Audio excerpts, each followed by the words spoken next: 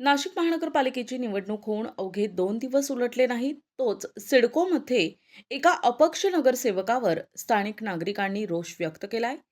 नगरसेवक मुकेश सहाणे यांच्या कार्यकर्त्यांनी संगीता कटारे यांच्या मुलाला आणि सुनेला मारहाण केल्याचा आरोप करण्यात आला असून या महिलेने पोलिसांकडे तक्रार केल्यानंतरही गुन्हेगारांना ताब्यात घेत नाही, त्यामुळे आत्मदहनाचा प्रयत्न केलाय.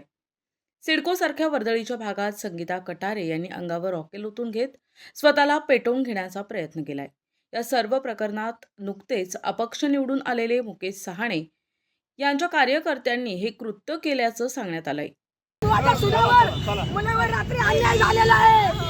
माझ्या जातीवरून मला बोलण्यात आलेलं आहे. मला कलंक दिलेलं आहे. जे मी मला बोललेले आहे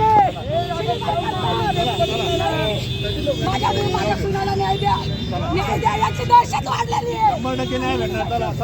मठवड्या गावात येत होतो, तिथं थोडी भांडणं चालू होते. तर माझी मिस्टरांनी वाचवायला गेली. तिथं अमोल नावाचं आहे, त्या एका मुलाचं मला नाव माहिती, पण तिथे 4 ते 5 जण होते. त्या एका मुलाने माझ्या मिस्टरांना खूप मारलं. त्याच्यानंतर घरची घेतली मारायला. मी वाचवायला गेली तर त्यांनी माझ्यासोबत खूप अश्लील चाळ केले. मला पोटात माझी होडणी वगैरे खेचली आणि ते बोलता की आम्ही विनोद मगर त्यांनी शहाणेची नावं घेतले. शहाणे कोण? मुकेश शहाणेची नावं घेतले त्या मुलांनी. मग भाऊ तुम्ही जर तुमची नावं घेऊन असे लोक वाईट प्रचार करताय, मग तुम्ही करता काय? आम्ही करता काय? आम्हाला तुमच्यावर विश्वास आहे. आम्हाला वाटतं आमचे भाऊ आहे.